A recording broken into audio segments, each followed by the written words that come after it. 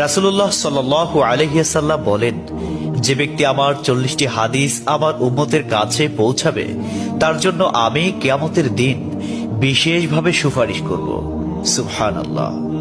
Number 2, মানুষের মধ্যে যারা মৃত্যুকে বেশি করে স্মরণ করে এবং তার জন্য প্রস্তুতি নেয় তারাই সবচেয়ে বুদ্ধিমান।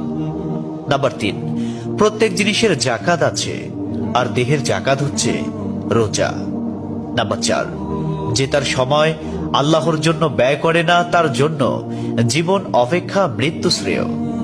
নাম্বার 5, যারা সব সময় ইস্তিগফার তথা ক্ষমা প্রার্থনা করে তাদের সাথে উঠা বসা করুন, কেননা তাদের হৃদয় সবচেয়ে কোমল হয়।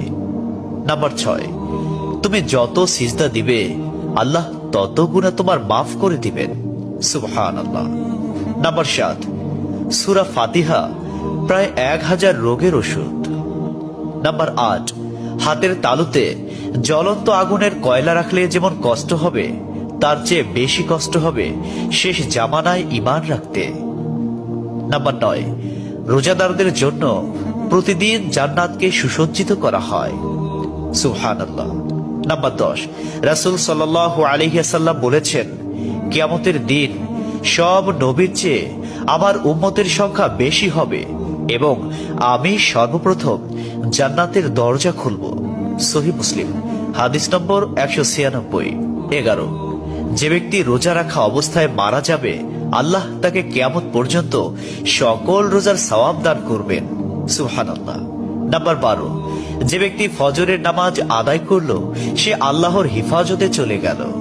নাম্বার 13, রাসূলুল্লাহ সাল্লাল্লাহু আলাইহি ওয়াসাল্লাম বলেছেন, রোজা ও কোরআন কিয়ামতের দিন মানুষের জন্য সুপারিশ করবে। মুসনাদে আহমদ, হাদিস নম্বর 6626। 14, নবীজি বলেছেন, রোজাদারদের জন্য সবচেয়ে বড় খুশির সংবাদ হলো হাসরের মাঠে আল্লাহ সবার আগে রোজাদারদের সাথে সাক্ষাৎ করবেন। সুবহানাল্লাহি ওয়া বিহামদিহি। 15, যখন রমজান আসে তখন জান্নাতের দরজাসমূহ খুলে দেওয়া হয়।